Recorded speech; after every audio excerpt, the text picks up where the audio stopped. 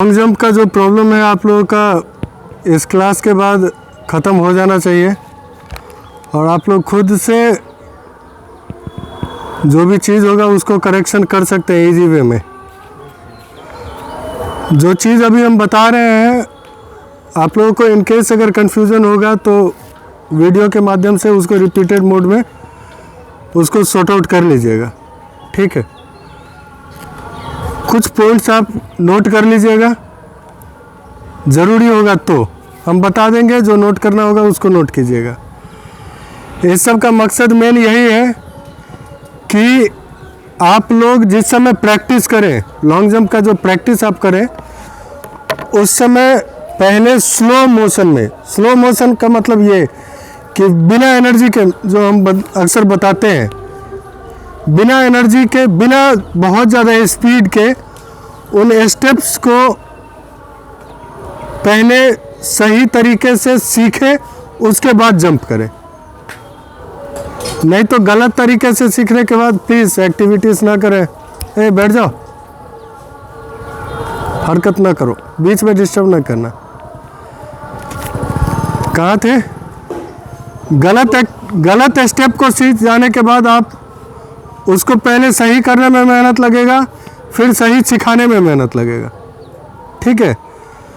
तो कुछ पॉइंट्स आप ध्यान में रखते हुए फिर लॉन्ग जंप करें तो बहुत ज़्यादा अंतर है नहीं, 1-1.5 फीट का मैक्सिमम अंतर है लोगों को, नहीं तो वो 1 से 1.5 फीट आपको लगता है 1 से 2 दिन में आप लोग उस चीज़ को कवर अप कर सकते हैं। इससे पहले नहीं बताने का कारण यही था कि इससे पहले अगर बताते तो आप लोग खुद से प्रैक्टिस शुरू करते और खुद से इंजरी भी लेते। अब मैं आप लोगों को खुद से प्रैक्टिस करने के लिए अलाउ कर रहा हूँ, लेकिन रैपिड वे में नहीं, खुद से उन चीज़ों को अप्लाई करके स्लोली सही स्टेप्स लेने के लिए, ठीक है। कोशिश करेंगे इस लेक्चर में मैक्सिमम स्टेप्स कवर हो जाए, ठीक है। अब आते हैं मेन मुद्दे पे। लॉन्ग जंप जो है आपका 4 भाग में डिवाइड होता है। जो पिछला साल थे उन लोगों को शायद याद होगा, नहीं याद होगा तो रिवीजन कर लीजिए। याद है? भूल गए?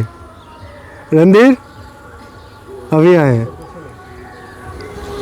4 अलग अलग फेस में, कमर सीधा करके बैठे थोड़ा। 4 अलग अलग फेस में लॉन्ग जंप डिवाइडेड है। उसमें सबसे इम्पोर्टेंट फेस जो होता है वो पहला और दूसरा फेस है। हम लोग उन पहला और दूसरा फेस को पहले डिस्कस करते हैं और बाद बाकी फेस इजीली आप कवर कर सकते हैं। पहला फेस जो है वो फेस 1, उसका अप्रोच रन, जो आप लोग दौड़ते हैं, उसका मेन मकसद है to gain maximum speed. Your speed is directly proportional to the distance you cover in long jump. Maximum the speed, maximum distance you will cover, ठीक है। आप जो करते हैं वो आपका अप्रोच रन एकदम परफेक्ट है, लेकिन बाद बाकी लोगों का एक इस आशीष का अप्रोच रन में लास्ट वाला जो 5 स्टेप्स है उसमें थोड़ा फॉल्ट है, लेकिन बाद बाकी इसका सही है। बाद बाकी लोगों का लगभग अप्रोच रन में दिक्कत है। अप्रोच रन के लिए क्या है कि आप जो शुरू करते हैं, जो दौड़, नहीं, आपका जो पॉइंट है जहाँ से शुरू करते हैं दौड़, वो शुरू करने में 2 से 3 स्टेप आप वॉकिंग चल के जाए, ठीक है। तीसरे से चौथे स्टेप में आप लंबा कदम लेना शुरू कर देते हैं। 10वें स्टेप के बाद आप और लंबा कदम लेना शुरू करते हैं और लगभग 5 से 6 फीट पहले से 7 फीट पहले, मान लीजिए 5 से 7 फीट पहले से आप बहुत लंबा कदम और एक करंट आना चाहिए 5 से 7 फीट पहले, एक शार्प मीन्स बूस्टिंग वहां होना चाहिए, एक sudden change in momentum, sudden change in speed, वो बहुत जरूरी है। नहीं तो आप जिस रफ्तार से आ रहे हैं उसी रफ्तार से पार कर रहे हैं, वैसे में आपका जो मैक्सिमम डिस्टेंस कवर होना था वो नहीं हो पाता है। ठीक है, तो आप वॉकिंग से शुरू किए, लंबा स्टेप ले लिए और लंबा स्टेप लेके जब आप पहुंचने वाले थे उससे पहले एकाएक स्पीड में बदलाव लाए पूरे तेजी के साथ, और फिर आप पार किए। क्लियर है? ये था आपका अप्रोच रन। इसको हम समझते हैं accelerate hard, accelerate hard, open up STRIDE and relax. Accelerate hard, acceleration हुआ, समझ गए ना? एक्सेलरेशन, ओपन अप स्ट्राइड, पैर को ज़्यादा से ज़्यादा खोले और रिलैक्स, रिलैक्स। अब आप कहेंगे कि भाई एक्सेलरेशन भी करना है, स्टेप भी खोलना है, और रिलैक्स कैसे? कैसे रिलैक्स होंगे? रिलैक्स, आपका बॉडी रिलैक्स होना चाहिए, अपर बॉडी स्पेशली। ये चीज रिलैक्स ना रहने वाला सबसे ज़्यादा प्रॉब्लम है इसमें, राहुल में। अगर आप स्टिफ होके जंप करेंगे तो दिक्कत है, 100% दिक्कत है। इसलिए स्टिफ ना हो, इसको फ्लो पूरा होने दे, प्रॉपर फ्लो। जिस समय आप रनवे के लिए जा रहे, मतलब टेक ऑफ के लिए जा रहे हैं, उस समय इसका फ्लो प्रॉपर, हैंड का फ्लो होने दे। और हैंड का फ्लो प्रॉपर तब होगा जब आपका अपर बॉडी रिलैक्स रहेगा। समझ गए? क्लियर है?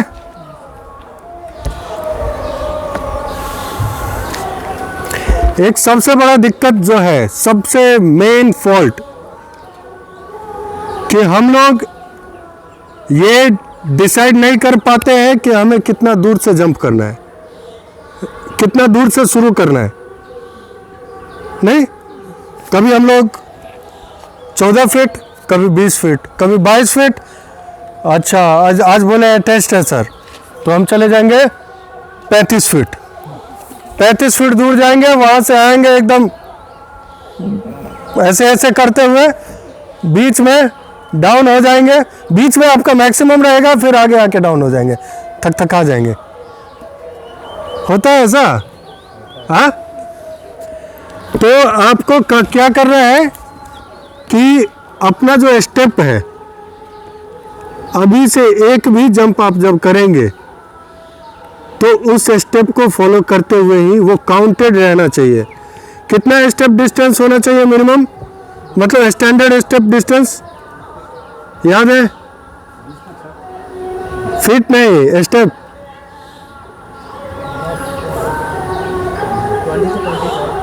नहीं, 16 से 18 कदम, फीट नहीं। ठीक है, 16 से 18 कदम पे आप उसको प्रैक्टिस करें। अच्छा, जो 16 पे कर रहे हैं वो 16 से ही करें हमेशा। आप जब वहाँ जाते हैं तो उस लाइन से अपने कदम को काउंट कर लें, 2-4 बार 5 बार पहले प्रैक्टिस कर लें। 2-4 बार 16 से, 2-4 बार 18 से, 2-4 बार 17 से, तो आप फाइनल कर पाएंगे कि मेरा बेस्ट परफॉर्मेंस, मेरा ज़्यादा कॉन्फिडेंस किस डिस्टेंस पे रह रहा है। क्लियर है? तो उस डिस्टेंस को आप फाइनल कर लें, और वहाँ आपको ये पूरा आज़ादी है कि आप उस डिस्टेंस को नाप सकते हैं, है ना आज़ादी? हाँ, आपका जो लॉन्ग जंप वाला जो एरिया रहेगा, टेस्टिंग एरिया, तो आप चूना से आप एक बार चले जाए ना, नापते हुए जा सकते हैं। रोकेगा तो नहीं ना? नहीं रोकता है। ठीक है, तो आप जाके वहाँ भी उस कदम को नाप के उसी कदम से, क्योंकि वहाँ नया नया जगह रहेगा, नया पिट रहेगा, तो थोड़ा दिक्कत, एक बार माइंडसेट थोड़ा चेंज हो सकता है यहाँ आप जितना डिस्टेंस ले रहे हो वहाँ उससे कम या उससे ज़्यादा ले लें प्रेशर में, या due to geographical region over there, है ना। पानी थोड़ा दीजिए, पानी।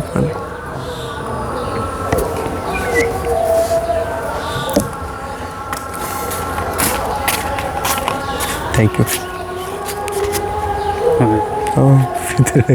थोड़ा बोलने में कंठा सूखने लगता है।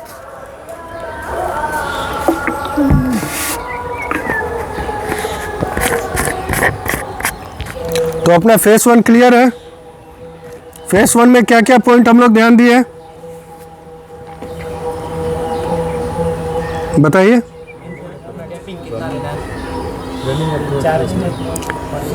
एक्सेलरेशन और स्ट्राइड्स बड़ा बड़ा होते जाएगा, ठीक है।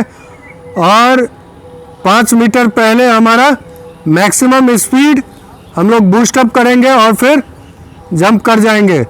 अपर बॉडी रिलैक्स रहेगा, क्लियर है। हाँ, हाथ प्रॉपर तरीके से स्विंग करेगा, समझ गए, क्लियर। और क्या बोले थे, 5 मीटर पहले एक पॉइंट और मैं भूल गया कि जब आप दौड़ते हैं तो क्या होता है कि बॉडी थोड़ा इस तरीके से एलिवेट हो जाता है ना। लेकिन लॉन्ग जंप में इस कंसेप्ट को थोड़ा चेंज करना है। लॉन्ग जंप में जो कंसेप्ट है वो ये है कि आप 5 मीटर पहले अपने बॉडी को फुल स्ट्रेट करेंगे, नज़र सीधे सामने 100 मीटर, सामने 100 मीटर। गलती से भी 5 मीटर या नज़दीक आके आप लोगों का एक गलत आदत होता है कि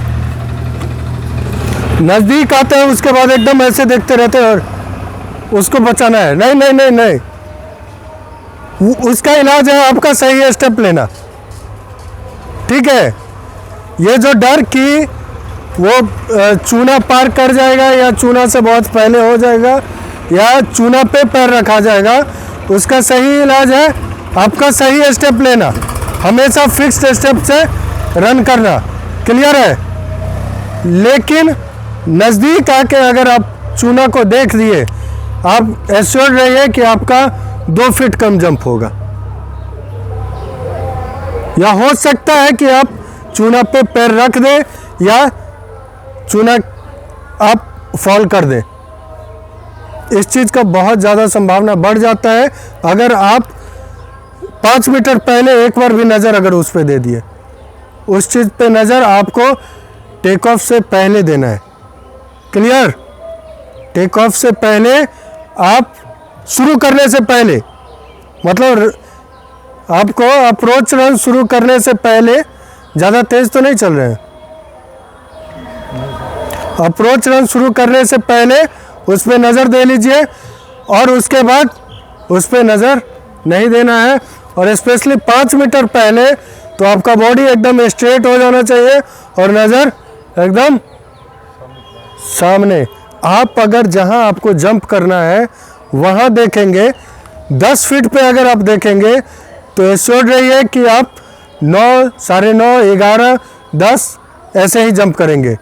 आपको जंप दूर करना है, दूर देखिए, ठीक है, जंप दूर करना है, क्लियर। अब आते हैं हम लोग फेज 2 में, इसलिए लिख लिए हैं कि कोई पॉइंट भूले नहीं, है ना। हाँ, फेज 2 को डिस्कस करते हैं। इसको नाम दे सकते हैं हम लोग टेक ऑफ फेज। दौड़ के तो आ गए, दौड़ तो मेरा सब चीज़ सही रहा, लेकिन अगर टेक ऑफ सही नहीं रहा तो मैटर फंस सकता है। इसका पहला पॉइंट ये ध्यान दीजिए कि टेक ऑफ में आप लोग पंजा हमेशा यूज़ करते हैं ना हर चीज़ में, लेकिन चाहे हाई जंप का टेक ऑफ हो या लॉन्ग जंप का टेक ऑफ हो, टेक ऑफ के दौरान आपका एरी इस्तेमाल होना चाहिए, हाँ, क्या इस्तेमाल होना चाहिए? पंजा, पंजा होना चाहिए? नहीं, टेक ऑफ के टाइम आपका फ्लैट फुट होना चाहिए। इस चीज़ को ध्यान में रखें। ये अगर इस्तेमाल हुआ तो आपका बैलेंस गड़बड़ हो जाएगा और आप, हो सकता है जिस समय आप हवा में रहेंगे तो आपका अलाइनमेंट आउट हो और आप इधर उधर या पूरा दूरी डिस्टेंस कवर नहीं कर पाए। ये तो आप यूज़ कर ही नहीं सकते हैं। ये यूज़ किए तो आपका जंप होगा ही नहीं, जिस समय ये यूज़ कर दिए। ठीक है, तो आपको ये फ्लैट फुट यूज़ करना है और फ्लैट फुट करके उसके बाद उड़ जाना है। ठीक है, तो क्या है फेज 2 में? पहला point, we should use flat foot. Clear? लेकिन ये फ्लैट फुट जस्ट उसी कदम के लिए है, उससे पहले आपका पंजा ही है। जिस समय आप अप्रोच रन कर रहे हैं उस समय आप पंजा ही इस्तेमाल करेंगे, वो भी पूरा ऊंचा। ठीक है, और लास्ट में, क्योंकि पंजा आपको स्पीड देगा, और लास्ट में आपको ये फ्लैट फुट यूज करना है। क्लियर? अब मान लीजिए मेरा ये पैर अंतिम पैर है जिससे कि हम लोग लॉन्ग जंप करते हैं। मान लीजिए ये मेरा अंतिम पैर है, तो इस अंतिम पैर को हमेशा आगे रखना है। इधर ध्यान दे दीजिए, इस अंतिम पैर को हमेशा कहाँ रखना है? आगे। पोजीशन ये भी हो सकता है ना कि हम इस पोजीशन में जंप कर जाए, ऐसा हो सकता है। कभी कभी जंप इस पोजीशन में हो जाए या कभी जंप इस पोजीशन में हो जाए। मतलब हमारा पैर ये है और ये आगे नहीं है, बॉडी, हमारा बॉडी लाइन ये है और पैर हमारे ये है। यहाँ से अगर हम जंप कर गए तो हमारा डिस्टेंस कवर नहीं होगा, तो हमारा ये आगे रहना चाहिए। और उस समय पोजीशन इस तरीके का हो जाना चाहिए कि ये जो है ये नियर अबाउट ज़मीन के पैरेलल हो, तब जंप हो पाएगा। जंप आपका कहाँ से जनरेट हो रहा है? It is generated from here, यहाँ से जनरेट हो रहा है ना। समझिए इस चीज़ को। आप ये मोशन दिया ही नहीं, हम अगर यहीं से जंप कर गए तो जंप नहीं हो पाया। ये जंप, मस्कुलर पावर, हमारा मोमेंटम, ये सब मिलके फिर अच्छा जंप जनरेट किया। मीन्स तो आप लोगों को जो हनुमान जंप जो प्रैक्टिस कराया जाता है ना, उसमें एक चीज़ प्रैक्टिस कराया जाता है कि आप लोग, हम बताए थे ना 90 90 90, हाँ, तो ये 90 because we have to maintain this one during jump. Clear my dear? हम लोग को ये चीज़ मेंटेन करना है जंप के लिए, इसलिए आप लोगों को ये वाला प्रैक्टिस कराया जाता है। और दूसरा चीज़, our jumping foot should be front of our body. तो ये हमारा आदत बना रहे कि हमारा बॉडी पोजीशन तो स्ट्रेट है, जंपिंग फुट आगे है, तो हमारा आदत बना रहे कि ये फुट आगे ही रहे। इसलिए यहाँ से 90, यहाँ से अगर 90 हो गया तो समझिए ऑलरेडी आगे रहेगा। इस पोस्चर को समझिए ध्यान से। अगर हम इसको ये रखें, ये 90 नहीं रखें, तो हमारा आदत क्या हुआ? यहाँ पैर पड़ने का हो गया। अगर इसको हम ये रखें तो हमारा पैर यहाँ पड़ेगा। ठीक है, इसलिए ये 90 because we have to maintain this parallel position. Clear? और ये 90 because we have to maintain flat foot. Clear? इन लास्ट स्टेप क्लियर है? समझ में आ रहा है Pandit ji? That's why we are doing this jump. Okay, Hanuman jump इसलिए हम लोग करते हैं। और उसमें ये ध्यान देते हैं कि तीनों 90 रहे। समझ गए? तो जो कराया जाता है उसके पीछे कुछ रीज़न रहता है। क्लियर है? Thigh parallel, now also keep looking ahead. उस समय भी आप आगे ही देखें, न कि जहां आपको जंप करना है। कहाँ? आपको आगे 100 मीटर आगे। नजर हमेशा किसी भी ऑब्जेक्ट को आप डिटरमाइन कर लें जहां आप जंप करने जाएंगे ना। समझ में आ रहा है बुआ? जंप करने जाएंगे तो किसी भी ऑब्जेक्ट को, चाहे वहाँ टेंट हो, चाहे वो पेड़ हो, चाहे बिजली का खंभा हो, ये देख ले कि आपके नज़र से सीधे 100 मीटर आगे है। लॉन्ग जंप वाले पोस्ट के सीधे सामने। Focus on that object. You have to go to that object. आपको उस ऑब्जेक्ट के पास जाना है, नहीं कि यहाँ। समझे? नज़दीक नहीं जंप करना है, आपको उधर जंप करना है। उस गड्ढा को ध्यान नहीं दीजिए, गड्ढा के पार जाना है। ऑटोमेटिकली जंप अच्छा होगा। बहुत बड़ा साइकोलॉजिकल रीज़न है इसमें। जंप में तो कंप्लीट आपका साइकोलॉजी खेल करता है। जिस टाइम आपने ये सोच लिया कि आप, ये तो कुछ नहीं है, ये तो 12 फीट है, उस समय जंप अच्छा होगा। और जिस समय आपने ये सोच लिया कि 12 फीट है, उस समय जंप पे असर पड़ जाएगा। तो आपको 12 फीट नहीं, आपको गड्ढा पार करना है। ठीक है? अरे गड्ढा पार करने के चक्कर में कम से कम 12 पार तो हो ही जाएगा। हाँ? 12 पार करने के चक्कर में कहीं 11 पे न लटक जाए। ठीक है? तो आपको 12 नहीं पार करना है, गड्ढा पार करना है। क्लियर? इसलिए इसमें बहुत बड़ा है साइट का इफेक्ट। आपका स्ट्रेट बॉडी पोस्चर, साइट का इफेक्ट इसमें बहुत रोल करेगा। आप इमेजिन, इसको प्रैक्टिस करके देख लीजिए। क्लियर? एक इम्पोर्टेंट पॉइंट है कि आप लोग jump for distance, not for high. कभी कभी ये किन्हीं लोग, किसी लोग में ये दिक्कत आ जाता है कि आप लोगों को हाई जंप का भी प्रैक्टिस करना है। ये स्पेशली आप लोगों के लिए स्पेशल ये नियम। कुछ लोगों में ये दिक्कत देखा गया है कि क्योंकि आप लोगों को हाई जंप का भी प्रैक्टिस करते हैं और लॉन्ग जंप का भी प्रैक्टिस करते हैं, तो आपका बॉडी और माइंड कभी कभी प्रॉपर कोऑर्डिनेट नहीं करता है।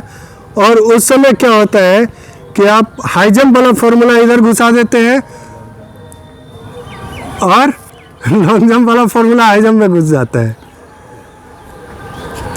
In high jump you have to jump high, not far. In long jump you have to jump far, not high. इस चीज को ध्यान में रखिएगा। आप ऊंचा ज्यादा नहीं कूद जाइएगा। After 45 degree it is going to harm you.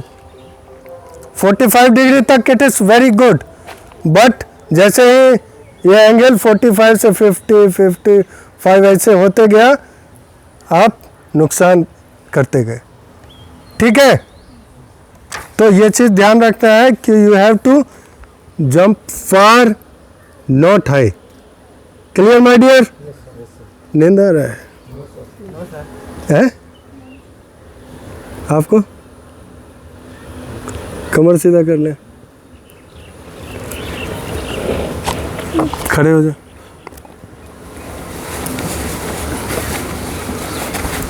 बैठ जाए।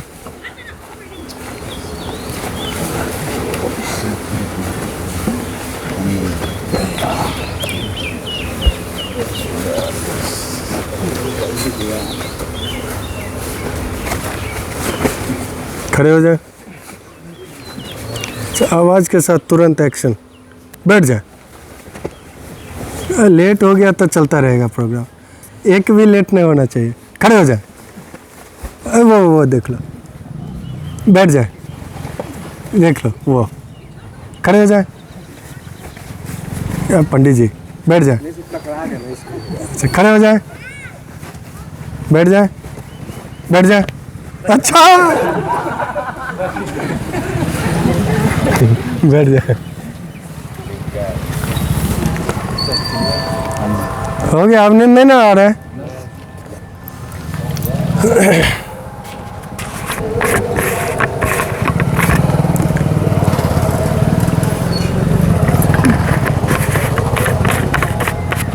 आपको हम बोले बैठ जाएं और आप खड़े हो गए।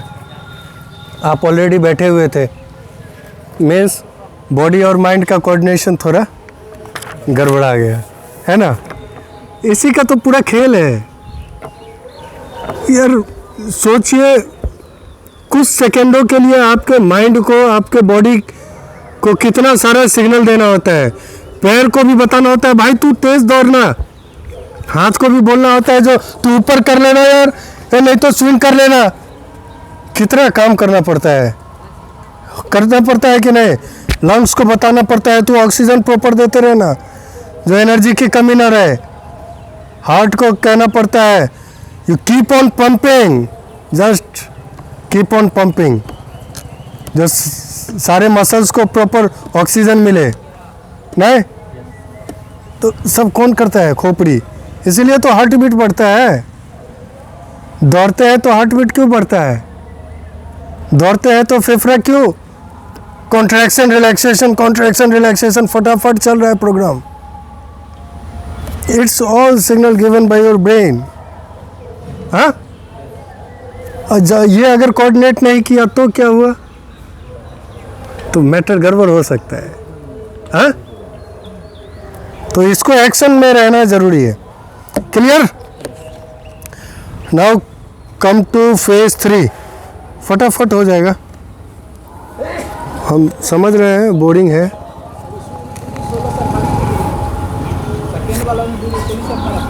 सेकंड क्या है?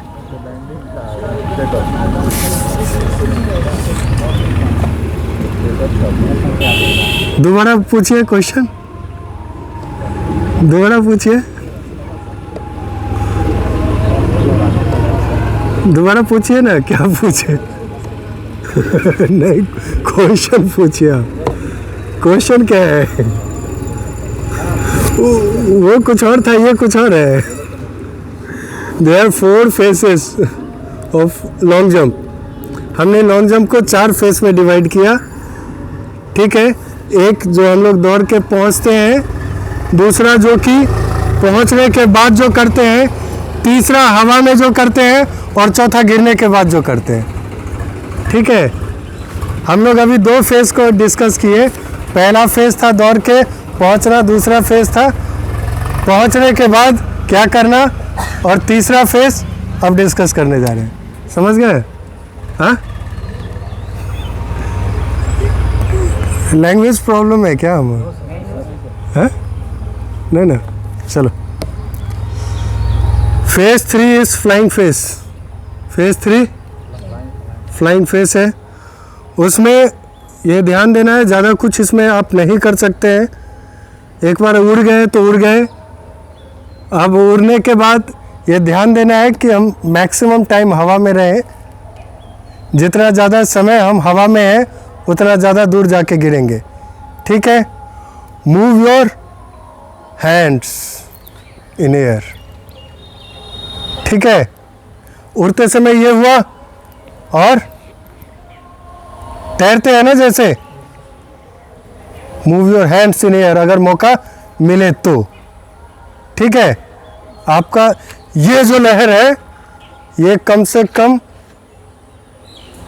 आधा फीट तो बढ़ा ही देगा, ये लहर। ठीक है, उठने के बाद है कि नहीं, यहाँ का मस्कुलर पावर आपको उधर फेंकेगा कि नहीं? हाँ, हवा में भी तो तैर सकते हैं ना, डाइव मारते हैं ना, है ना।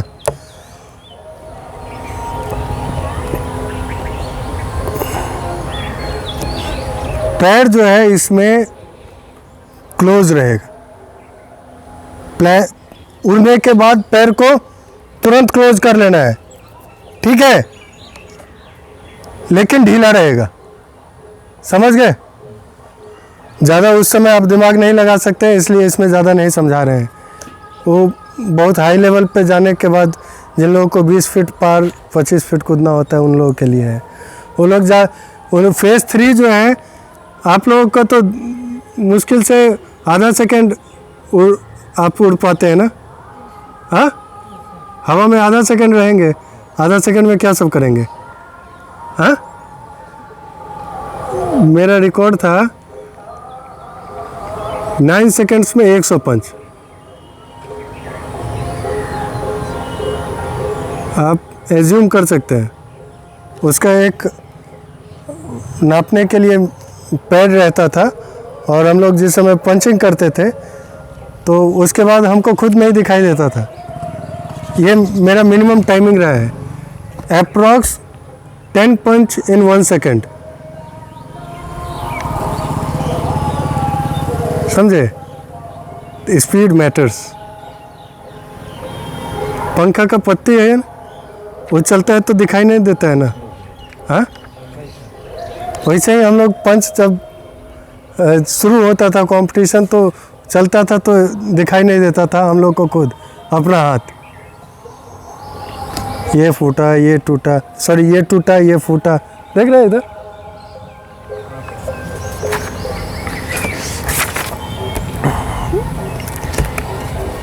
Next phase 3, bring knees to chest. ये आप एकदम कर सकते हैं। ब्रिंग नीज टू चेस्ट, घुटने को चेस्ट के पास उठते हैं ना, आप अच्छा करते हैं इस चीज़ को।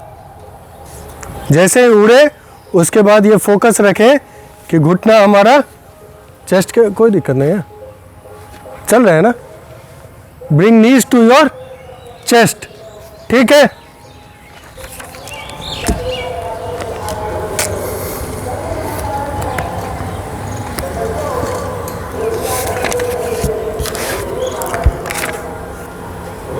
अब फेज 4 में आते हैं, लैंडिंग फेज। फेज 4 इस लैंडिंग फेज।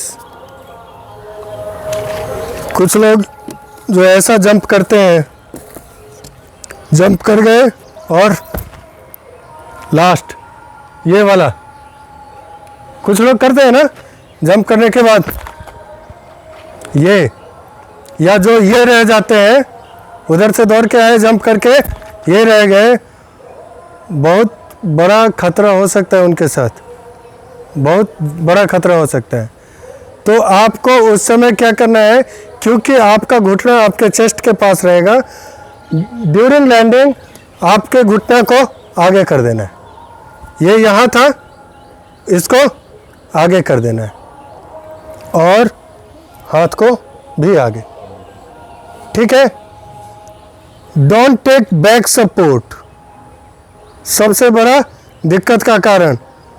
बॉडी आगे झुका, हाथ आगे, बैक सपोर्ट एकदम भूल के भी नहीं लीजिए, नहीं तो 2 फीट खत्म। क्लियर? समझ गए? ये चारों फेस क्लियर हो गया? चारों फेस में कोई कंफ्यूजन? कुछ जो पॉइंट्स मेरे अपने तरफ से है, मतलब ऐसा मत समझना जो ये सब अब इनके अपने तरफ से तो ऐसा वाला होगा, ठीक है। उसको कोशिश करें, नोट कर लें। 2 इम्पोर्टेंट फैक्ट्स, स्पीड और लिफ्ट, एक्सेलरेशन और लिफ्टिंग, इस पे विशेष ध्यान देना है। पॉइंट्स टू रिमेंबर आपको ये होना चाहिए कि upright head in complete process, हमारा नज़र पूरे प्रोसेस के दौरान सामने, चाहे टेक ऑफ हो, चाहे लैंडिंग हो, चाहे एक्सेलरेशन हो, चाहे लिफ्टिंग हो। Clear? Okay. Shout at the time of take off. क्या? आप take deep breath during starting, शुरू करते समय आप गहरा श्वास 5-10 बार ले लें, ठीक है। मेडिटेट, कंसंट्रेट, जब आप शुरू करते हैं उस समय कंसंट्रेट करें आप जो मैक्सिमम डिस्टेंस, और वो फीलिंग अपने अंदर आना चाहिए कि आप मैक्सिमम डिस्टेंस कवर कर सकते हो, मैं वहाँ कर सकता हूँ 100%। तो concentrate, take 4 to 5 deep breath, 4 to 5 deep breath, 4 से 5 गहरा श्वास ले, और उसके बाद श्वास भर के तेजी से, गहरा श्वास भर के तेजी से अपना प्रोसेस शुरू करें। प्रोसेस शुरू करने के टाइम, जिस समय आपको फाइनल टेक ऑफ करना है, उस समय आप श्वास को बाहर छोड़ते हुए कुछ भी आप चिल्ला सकते हैं, समझ गए? हाँ, समझ गए? जो आपको जरूरी नहीं है कोई लंबा सेंटेंस हो, कोई स्पेसिफिक वर्ड हो, कुछ नहीं, बस आपके अंदर से वो जो भी आपका हवा था वो निकलना चाहिए और आप उड़ जाए, ठीक है? और मैक्सिमम संभावना रहेगा कि आप अच्छा उड़ पाएंगे, ठीक है? हाँ, हवाई जहाज चढ़े हैं कितने लोग? हवाई जहाज उड़ने से पहले एक बार बड़ी जोर से आवाज़ करता है ना, जिस समय टेक ऑफ करता है बड़ी जोर से आवाज़ करता है, वो से, और स्पीड भी बहुत रहता है, वो सेम चीज़ चाहिए, ठीक है? Your time in air is directly proportional to distance you cover. आप जितना ज़्यादा समय तक हवा में रहते हैं उतना ज़्यादा दूरी कवर करते हैं। Your speed is directly proportional to distance you cover, clear? And from my side आपका concentration is directly proportional to distance you cover. आपका जितना एकाग्रचित रहेंगे उतना ज़्यादा अच्छा डिस्टेंस आप कवर करेंगे, ठीक है? ये मेरे साइड से एक पॉइंट है, क्लियर?